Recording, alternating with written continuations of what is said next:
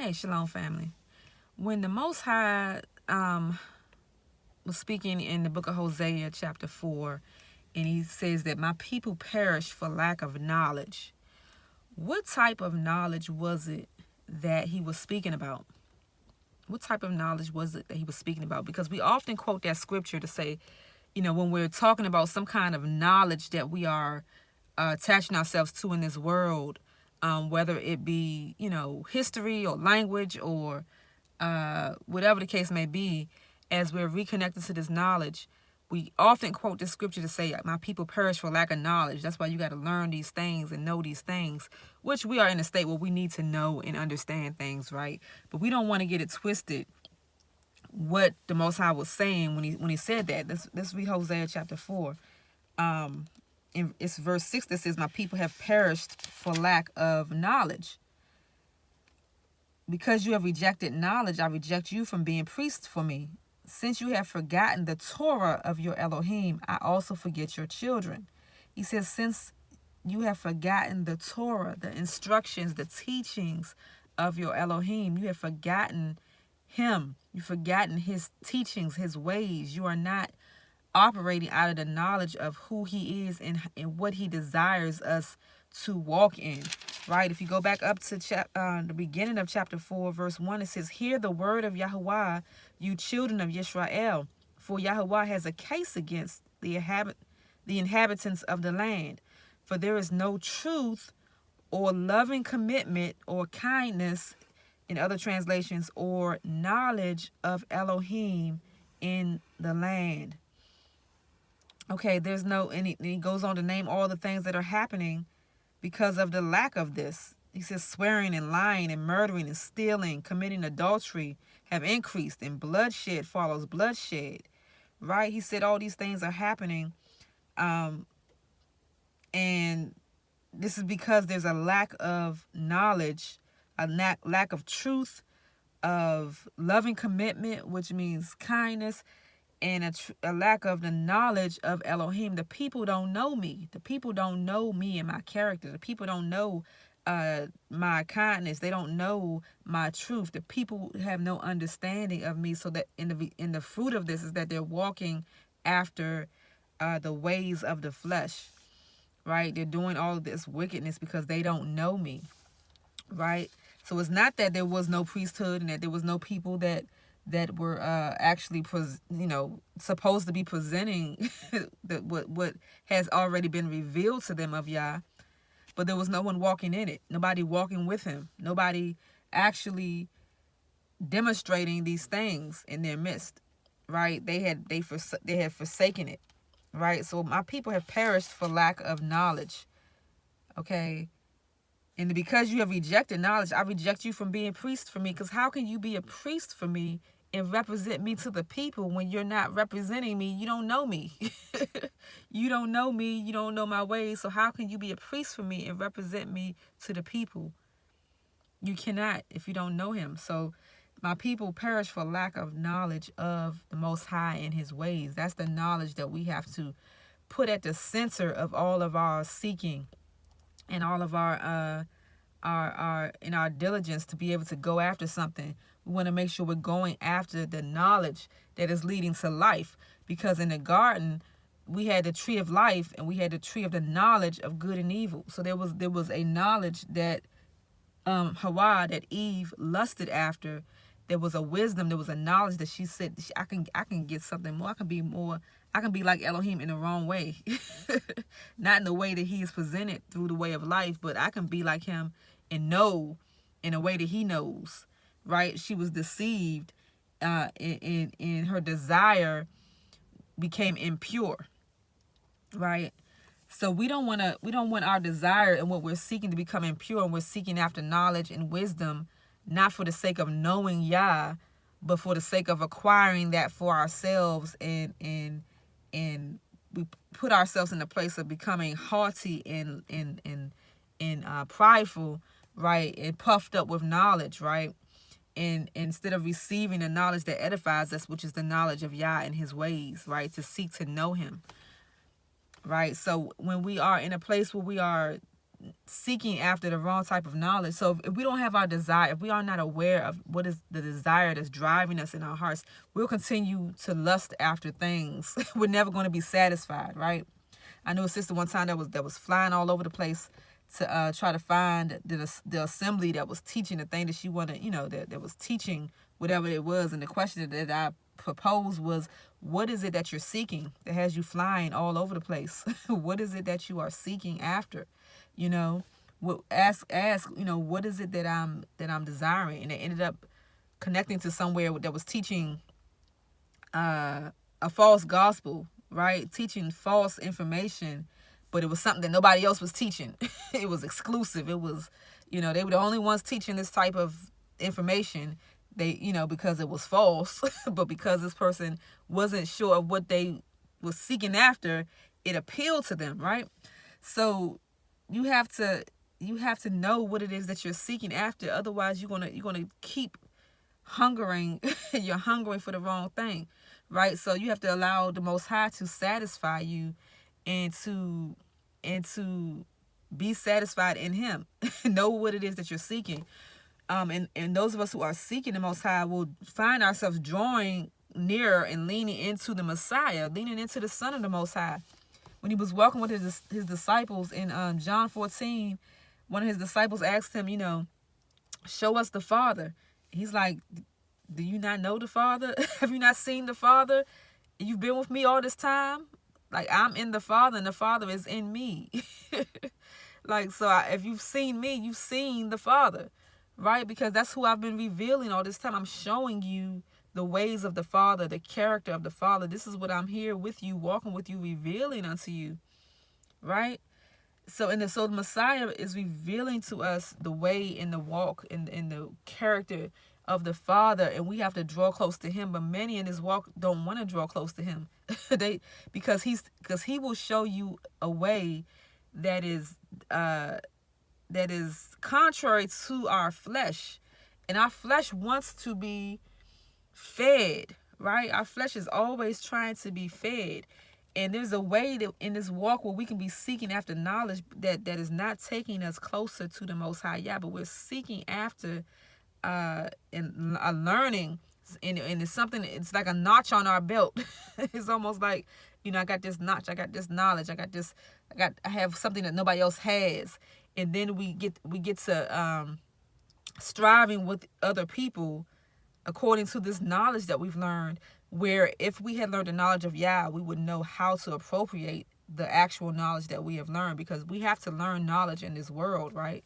We have to learn things. We need to know things. We have been grossly lied to about a lot of things in this life, in this society.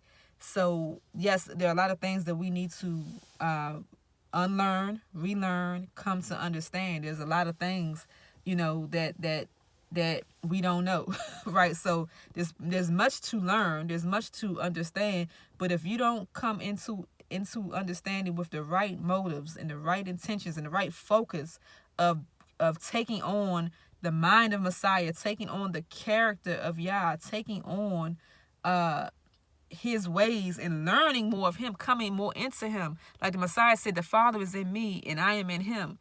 And then later on, He said that He desires that we will be in Him and that He will be in us, right? So that we will all be one. So it's that oneness that we're seeking after, right? It's that oneness, that being of the same spirit and the same mind of our Messiah and of our YAH. Right, so we want to be of one spirit. That's why He put His spirit of truth in us, because that spirit of truth is going to lead us into all truth, not lead us into all information. That's surface. He's going to lead us into all truth, because all information that we learn has to be put within the context of truth, right? Truth is more than just information, right? That information has to be put within a context, within a character. It's almost like when you pull the nutrients out of an apple, right? You separate the vitamin A from it, right? Vitamin A is good. We need the vitamin A from it, or the vitamin C from it, right? We need that vitamin C from the apple. But when you extract it from the apple, you're missing something, right? When you extract the juice from the apple and leave out the fiber, like when you extract something from the whole, you're missing something, right? And the whole is truth. That apple is truth. The whole is truth. But when you extract something from it, so the whole is truth. Information is that vitamin A, that vitamin C, right? The information is something that may be true, that's extracted from truth.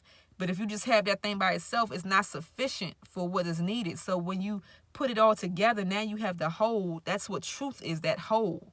It's the wholeness. Okay, it's the complete picture. So he said, I'm going to put the spirit of truth in you. And that spirit of truth is going to lead you into all truth. So then when you come across information, you can put it within the context of truth, right?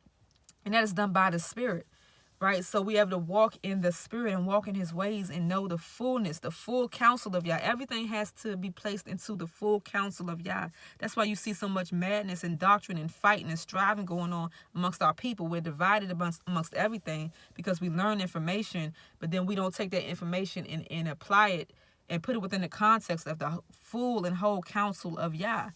Right, so we don't put it within the context of the full counsel of YAH. So we just take that itty bit piece, that single piece, and we take that by itself and isolate it. And now you're wreaking havoc because you have not seen and understood the full counsel of YAH, because you don't have the spirit of truth, or you're not submitting yourself to the spirit of truth that you may have. Right. So we have to make sure that if we're seeking YAH, then we're going to be seeking that truth, and we're going to love truth, and we're going to wait on him for the full counsel of that truth. But if we're seeking knowledge, we're going to run off on a tangent. We're going to be gone without him. We're far ahead of we've left. We're seeking our own wisdom and knowledge. We're eating the food that we should not eat, that we've been told not to eat, because we haven't put that in the context of the full counsel. We just saw it looks like it's good. It looks like it's good for food. It looks like it's good for wisdom. It looks like it's good for my people. It looks like it's good for the culture. It looks like it's good because they lied to us. And then we have to be careful too, because we have this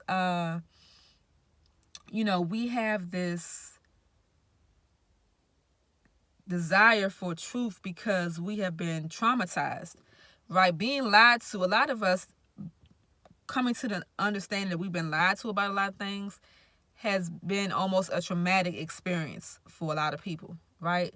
So being lied to has become a trauma, and it's almost like we have PTSD, right? So anything that looks like a lie, or it's like almost like it's like a trauma-informed consciousness that we are forming, right? So it's like anything that looks like the person who lied to you, the institution that lied to you, the church that lied to you, the race of people that lied to you, anything that reminds you of that, now you're triggered like PTSD, and you want to put everything into the classification of a lie because it looks like them and they said this.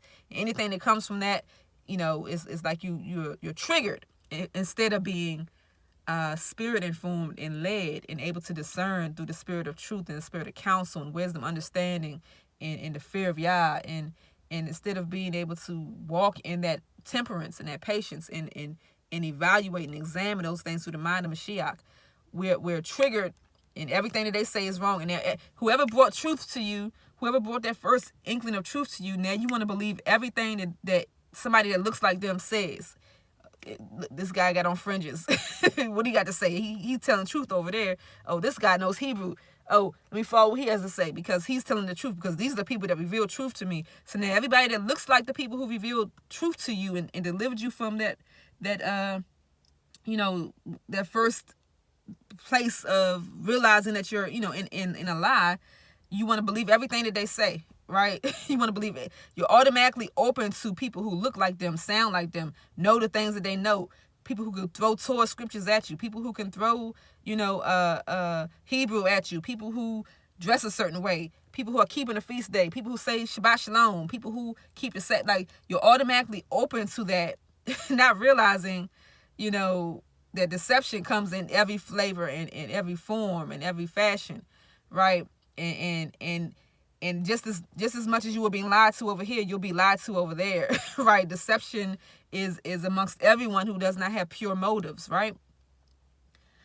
But so now you have a trauma-informed consciousness of truth, because you're triggered by things that look like this, and you're triggered by and drawn to things that look like that based off of that trauma. Well, you have to let the Most High heal you and give you understanding, based on that, so that you're not walking in PTSD. So some people are continuing to walk away away from the truth and the faith because they just feel like everything's a lie now.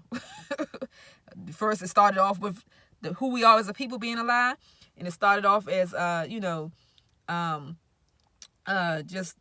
Torah being done away with, or certain things about the names, those basic things.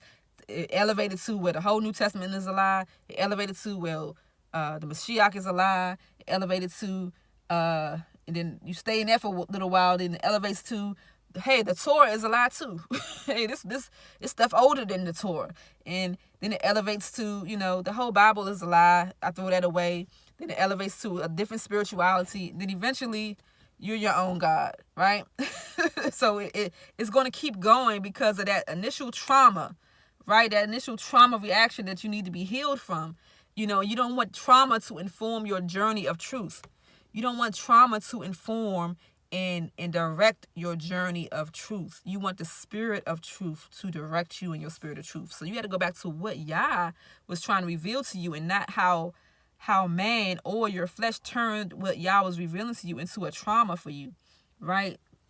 So we have to come out of that trauma-informed journey of consciousness and come back to humility and the spirit of YAH to be able to grow and to learn and to not just get caught in this world seeking the knowledge. Because you'll start off thinking that you're seeking the knowledge of YAH for the purposes of YAH, and you'll end up seeking the knowledge of man and caught up in the knowledge of man, because you're separating it again from the whole truth. You're separating that information from the truth. And people are being led astray because they don't know their heart and what's in their heart. And that's why the Mashiach, man, focus on the Mashiach and meditate on his words and his walk. And that is what will lead you to the narrow path and keep you on the straight and narrow path. But nobody wants to deal with him because he's so contrary to our flesh. It's so contrary to who we want YAH to be, who we think that YAH is, right? But he's revealing to us beyond what man wants us to think about YAH and what he wants us to focus on. So we have to make sure that we are asking, seeking, and knocking on the door to know YAH, to know our Creator, to know our Father, to know our Mighty One. We have to be knocking on the door to know his heart, to know his character, to know the fullness of him. Isaiah 11 talked about the fullness of the Spirit that was going to be poured out on Messiah. That Spirit, the 7 elements, the Spirit of wisdom, of understanding, of counsel, of might, of power, of the fear of YAH. Like we have to seek the fullness together, right? Seek the fullness of his Spirit in order to rightly come into truth. Hallelujah. We have to rightly divide the living word of truth, right? And the truth gets into the crevices. Truth gets into the crevices. The spirit of truth divides asunder soul and spirit and gets into those deep things. See, what I'm called to do on this channel is to speak to the remnant and to help the remnant to get into those nooks and crannies, to deal with little nuances, right? The things that are going to keep us from being pure and clean, the things that are going to distract us and detour us from the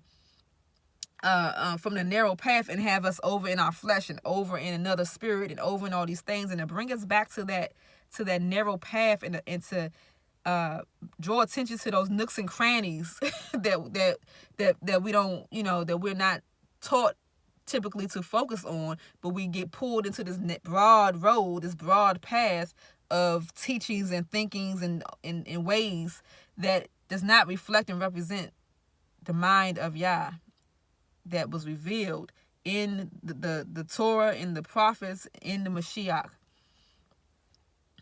So we got to make sure that we're asking, we're seeking, we're knocking for the heart of YAH, that we're seeking after him, and that we're not seeking after the knowledge of man, that we're not being pulled into these things that excite the flesh, right? And if you don't really, truth is not something that's just outside you. Truth is something that is inside of you that you have to continually stand up under to purge and to know yourself.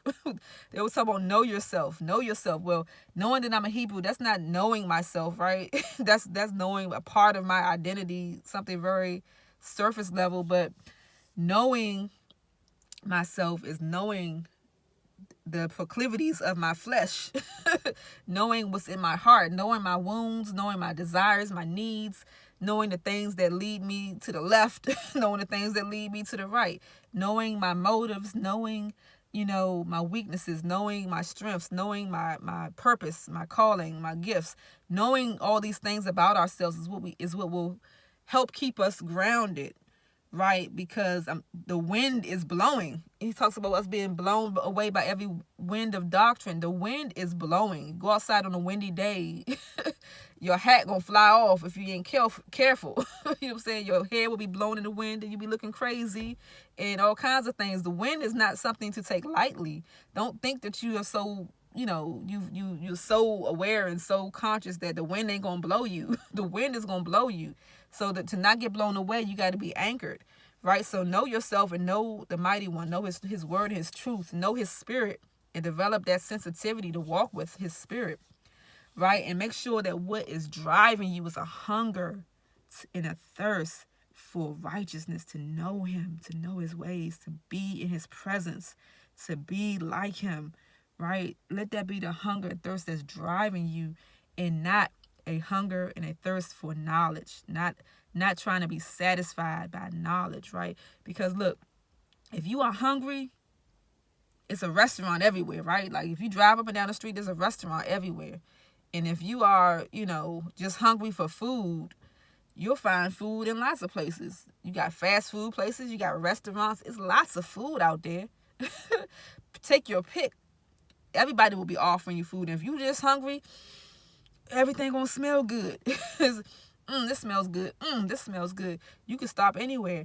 But if you decide that you want life, or you decide that you want whole food, you want to be plant-based, you want life, you want something that's real, now it's not that many places out there for you. Now you smelling a lot of stuff, you see in a lot of places, but you go in and you realize, you look at the menu and you discern and you determine and you distinguish, oh, it's not too much here for me. This is a lot of dead food here. There's a lot of dead things out there. And you realize all the options that you thought were out there is full of things that are contaminating you, full of things that are slowly killing you, full of things that will smell good, taste good, look good, but that are destroying you from the inside out. But if you're only hungry, the smell good, taste good, look good is enough, right? You can compromise and say, hey, it's apple pie. Apple pie got apples in it. That's healthy. It's good, despite the all the flour and the butter and the oil and all the other things that have made this a dead food in this particular restaurant, right? So you're overlooking. You'll say that there's apple in there. You're overlooking. You say, oh, he's teaching Hebrew. That's our language. So what he's saying must be okay. Oh, you overlook all these things because you're just hungry. But when you desire life, you're going to be very discerning. You're going to be very discriminate. You're going to realize it's not as many options as I thought that it was. It's not as much going on out here as I thought. There's not, it's very scarce. Then you realize, I just need to fix my own food at home.